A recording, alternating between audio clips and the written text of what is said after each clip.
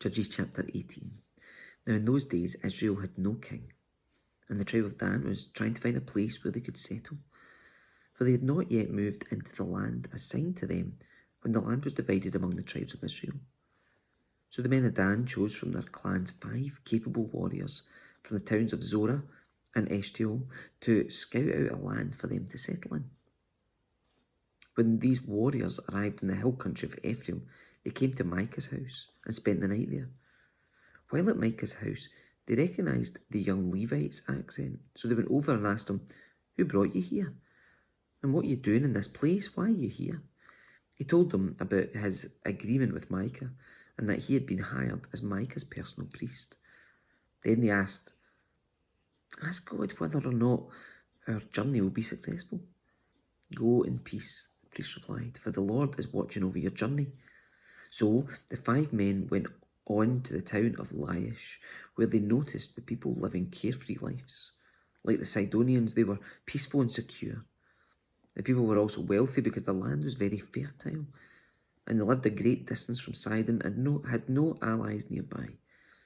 When the men returned to Zorah and Eshtaol, their relatives asked them, "What did you find?" The men replied, "Come on, let's attack them. We've seen the land and it's very good. What are you waiting for? Don't hesitate to go and take possession of it.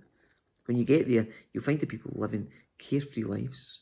God's given us a spacious and fertile land, lacking in nothing." So 600 men from the tribe of Dan, armed with weapons of war, set out from Zorah and Eshtaol. They camped at a place called Kiriath Jearim in Judah, which is called Mahane Dan to this day. Then they went on from there into the hill country of Ephraim and came to the house of Micah. The 5 men who had scouted out the land around Laish explained to the others, "These buildings contain a sacred ephod, as well as some household idols, a carved image and a cast idol. What do you think you should do?" Then the 5 men turned off the road and went over to Micah's house, where the young Levite lived, and greeted him kindly. As the 600 armed warriors from the tribe of Dan stood at the entrance of the gate, the 5 scouts entered the shrine and removed the carved image, the sacred ephod, the household idols, and the cast idol. Meanwhile, the priest was standing at the gate with the 600 armed warriors. When the priest saw the men carrying all the sacred objects out of Micah's shrine, he said, "What are you doing?"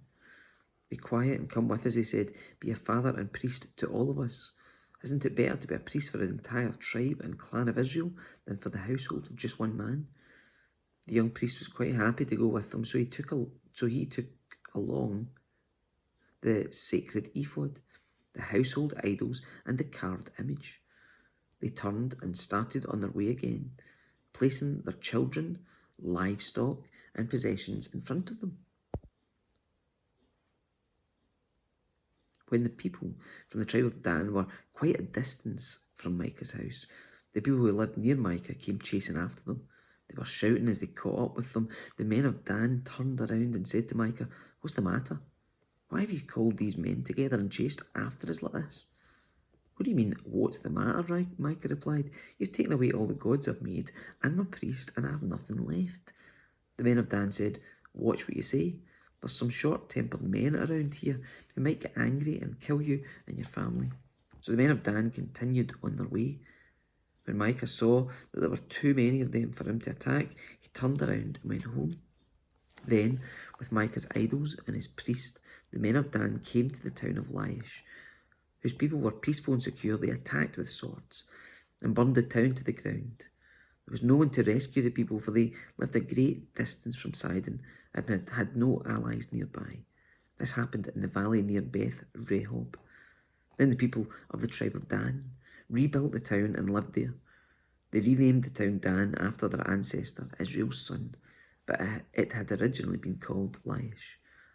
Then they set up the carved image, and they appointed Jonathan, son of Gershom, son of Moses, as their priest. This family continued as priests for the tribe of Dan until the exile. So Micah's carved image was worshipped by the tribe of Dan as long as the tabernacle of God remained at Shiloh.